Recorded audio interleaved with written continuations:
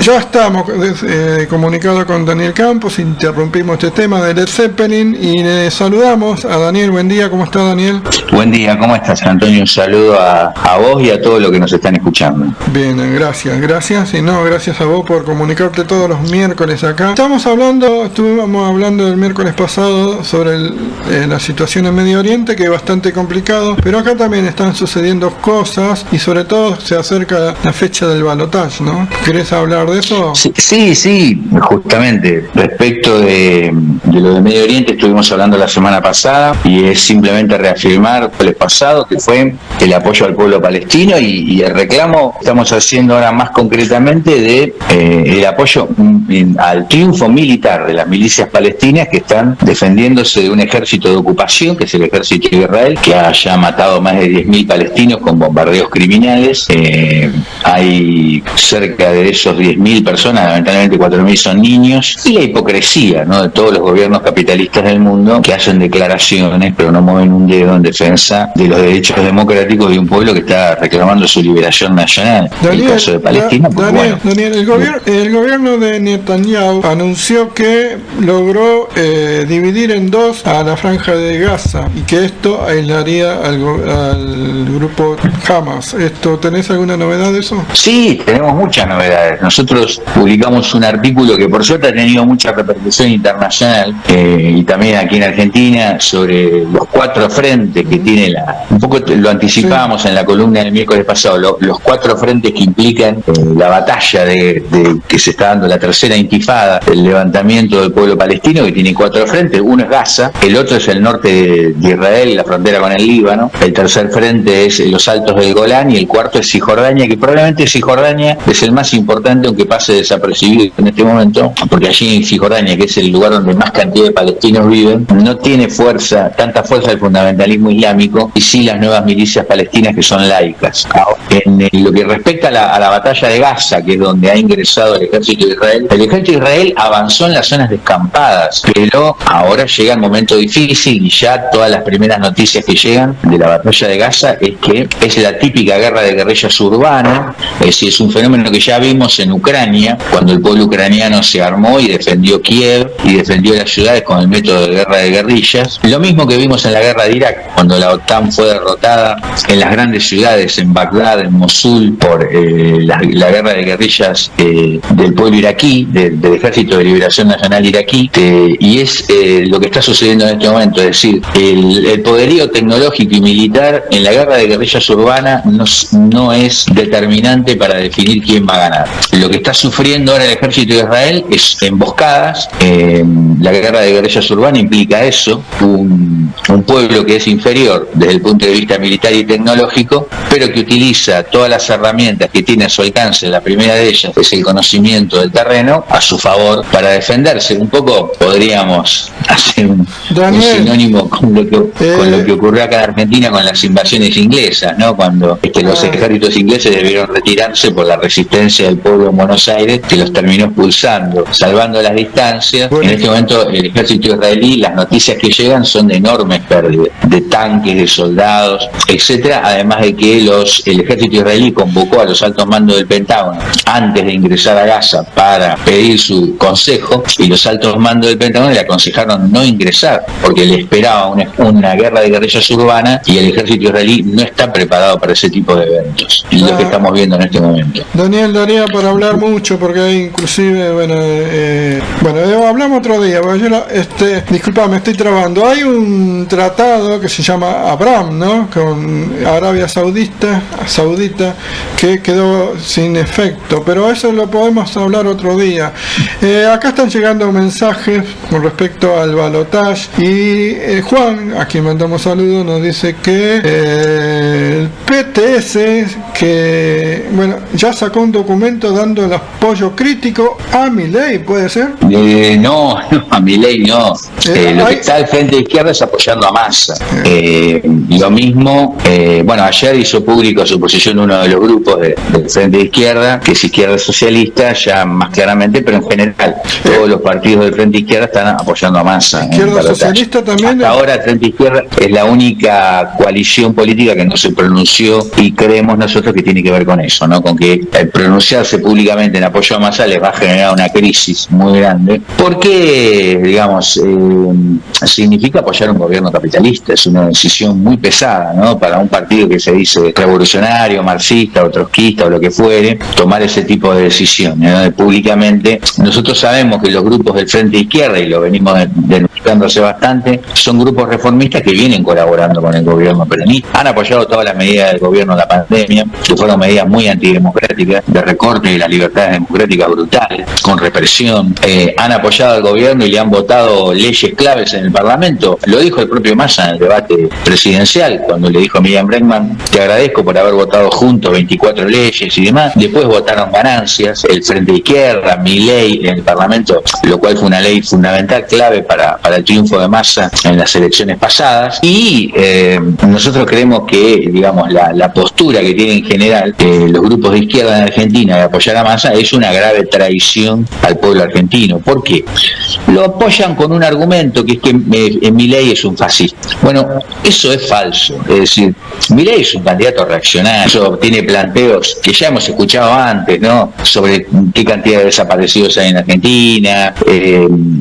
La candidata vicepresidenta Villarroel plantea que va a haber justicia también para las muertes de digamos, los víctimas de la guerrilla, un poco levantando la teoría de los dos demonios. Pero estos planteos ya los hemos escuchado antes en candidatos como Aldo Rico y su partido El Modín, que fue un aliado de Duhalde y del Partido Justicialista de la provincia de Buenos Aires, o de Álvaro de Sogaray y la UCD, partido del cual proviene Massa, que ha sido parte del gobierno de Menem en la década del 90. Es decir, partidos reaccionarios como estos ha habido muchos en la historia del país. Eso no es lo mismo que el fascismo. El fascismo es un régimen político que implica la desaparición del Parlamento, la desaparición de los sindicatos, la desaparición de los partidos políticos. Confundir al grupo de lúmpenes descompuestos que acompañan a Milei y sus planteos bizarros con el fascismo es como confundir una máquina de hacer maní con una locomotora, digamos, ¿no? O sea, es un disparate. Pero ese disparate tiene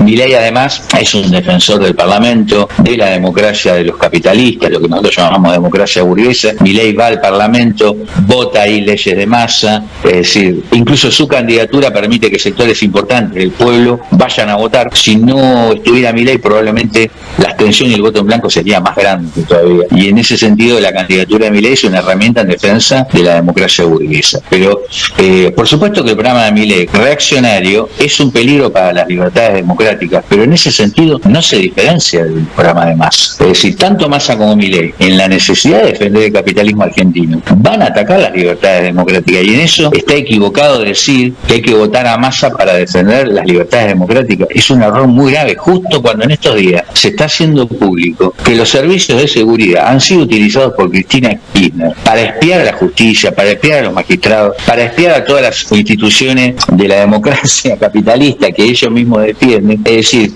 ahora está saltando toda una red de espionaje manejada por Cristina Kirchner de un partido que sabemos, el PJ, está profundamente vinculada a las Fuerzas Armadas, al narcotráfico, a la bonaerense, es decir, a las instituciones más reaccionarias de la Argentina. Es decir, si hay un peligro para las libertades democráticas, por supuesto que Milei lo es, pero mucho más es Massa y el Partido Justicialista. Es decir, partidos corruptos, de los que manejan toda la corrupción de las legislaturas, en los que manejan todos los negocios sucios, como lo estamos viendo con Insaurralde, el intendente de Lomas en la provincia de Buenos Aires. Es decir, ese es el grave peligro para las libertades democráticas que tiene el pueblo argentino, que a veces ellos creen que se tiene que definir un partido político o una coalición por lo que dicen sus candidatos. Y nosotros creemos que lo fundamental es definirlo por lo que hace hacen más que por lo que dicen. En caso, los dirigentes del Partido Justicialista que llevan adelante estos negocios ilícitos, que llevan adelante este tipo de maniobras antidemocráticas como la que están ahora saliendo a la luz de espionaje masivo, son más peligrosos para la libertad democrática que todas las pavadas que pueda decir Milei. ¿Qué pasaría si Milei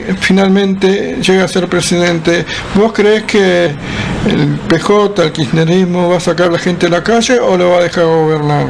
Primero que el que no va a dejar gobernar a Milei es el pueblo, y a Massa tampoco. Es decir, cualquiera de los dos que gane va a ser un gobierno muy débil, va a tener el 70% de la población en contra o el 80%, porque no nos olvidemos que estos candidatos sacaron en las últimas elecciones el 20% de los votos del padrón electoral, y todo apunta a que en el balotaje, si bien hay un crecimiento, porque hay solo 2 candidaturas, de todos modos va a crecer la abstención y el voto en blanco, ¿no? Hay importantes sectores políticos del país que están llamando a la abstención y el voto en blanco con su propio programa diferente del nuestro, pero es un hecho que el radicalismo, Carrió, Larreta están llamando a votar en blanco, a abstenerse, Lustón, Capital, etcétera. Entonces va a haber un crecimiento. Entonces el próximo presidente que asuma va a ser muy débil, cualquiera de los dos. Ahora, no es lo mismo la debilidad de Milei que la debilidad de Massa. Milei es una persona que no tiene un solo gobernador, no tiene nadie, en la Cámara de Diputados es una fuerza minoritaria, si bien va a crecer, no tiene el control de los sindicatos, no tiene el control de las intendencias, es decir,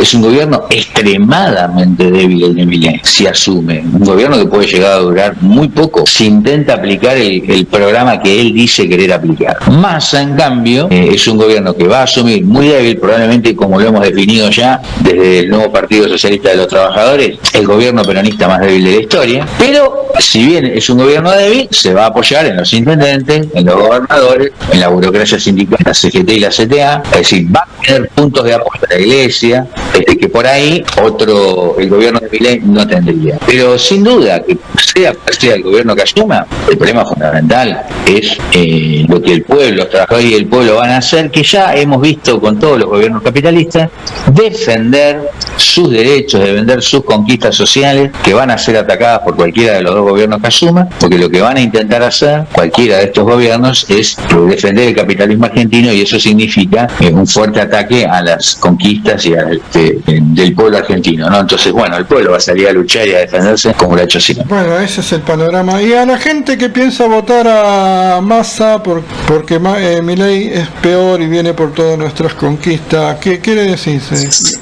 Que piensa ir a votar igual. Que cualquiera de los dos viene por nuestras conquistas. No hay que dejarse engañar por este falso Massa con cara de bueno que recorre todos los medios de comunicación con cara de yo no fui, digamos, que como si, digamos, él no fuera parte de estos 4 horrorosos años de gobierno justicialista, donde millones se han hundido en la pobreza y en la miseria extrema y se han enriquecido los insaurraldes en forma asquerosa en la cara del pueblo, con yates navegando en Europa, mientras el pueblo se hunde en la miseria y la pobreza. Es decir, eso es el gobierno de Massa. Entonces, votar eso es lo mismo que votar a Milei, hay que rechazarlos a los dos. Necesitamos debilitarlos, o sea, no, los votos que nosotros le damos a cualquiera de los dos los van a usar contra nosotros. Hay que debilitarlos justamente porque lo que nos espera son importantes luchas contra cualquiera de los dos que asuma el gobierno. Pero acá hay una cuestión que es muy importante. Estamos asistiendo al hundimiento del Partido Justicialista, al fin del kirchnerismo. Son organizaciones que son repudiadas por las masas, por el pueblo, que han gobernado el Partido Justicialista durante 70 años el país, han tenido muchísimos gobiernos, han tenido muchísima popularidad, hoy no la tienen. Y si no fuera por el aparato del Estado, el manejo de planes sociales punteros y el manejo clientelar, perderían las elecciones, sin duda. Entonces, las van a ganar posiblemente Massa sobre la base de la movilización de ese aparato del Estado y el fraude, pero eso no significa que se recupere el Partido Justicialista, que es una organización hoy odiada por millones. Esto abre el paso al surgimiento de nuevos fenómenos políticos y sociales en el país, y a eso es lo que tenemos que apuntar, al surgimiento de una nueva dirección sindical y política en la Argentina, ya ahora para enfrentar al próximo gobierno capitalista que hace Massa, o sea, Milei. ¿Qué surge? El tema es eso, la debilidad y debilitarlo, pero ¿Qué hay como alternativa? Bueno, es lo que tenemos que construir y es lo que va a ir surgiendo en la medida que ya el próximo gobierno sea claramente, a mí me parece, va a ser un gobierno justicialista, lo más probable. Ya claramente va a empezar a definirse una nueva activismo social, político, sindical, feminista, que va a empezar a enfrentar un gobierno peronista, como enfrentó a este gobierno, tanto cuando tomó las antidemocráticas medidas en la pandemia, como posteriormente, y ahora esto se va a profundizar. No hay otro camino más que este. Si es en Argentina se van a repetir los mismos fenómenos que se están sucediendo en todos los países del mundo y de América Latina. Es decir, la lucha contra los gobiernos, la lucha contra todos los gobiernos capitalistas, independientemente de su discurso más o menos progresista, y el fenómeno del surgimiento de nuevas direcciones, nuevos dirigentes, como estamos viendo en todo el mundo, ¿no? Aquí en Argentina también se va a empezar a dar. Sí, hay un espacio ahí, ¿no?, entre ver que esas direcciones se concreten y mientras tanto la decadencia que sigue. Pero bueno, para un lado hay que apoyar, ¿no? Para un lado hay que dirigirse. Sí, lo que pasa es que también hay que tener un poco de paciencia. Hay una crisis muy profunda de la izquierda en todo el mundo. Acá estamos viendo la decadencia del Frente de Izquierda. Justamente con su planteo de llamar a votar a Massa se desenmascaran. Eso va a provocar una desilusión en muchos votantes, simpatizantes, militantes de esos grupos. Y eso significa barajar y dar de nuevo, y es una oportunidad para las nuevas organizaciones de izquierda como la nuestra, el nuevo PCT y la Marx, que nos estamos postulando como una alternativa ante la decadencia de todos estos grupos políticos y la izquierda, ¿no? Bien, seguiremos hablando. Muchísimas gracias por la columna. Y esto es para seguir hablando, porque no termina acá con el balotaje ni nada más allá de los resultados, sino que es una construcción, como decís vos, que es difícil, pero hay que hacerla, ¿no? Así es. Y bueno, muchas gracias por una nueva columna y nos vemos el miércoles que viene. Un abrazo grande a vos y a todos los que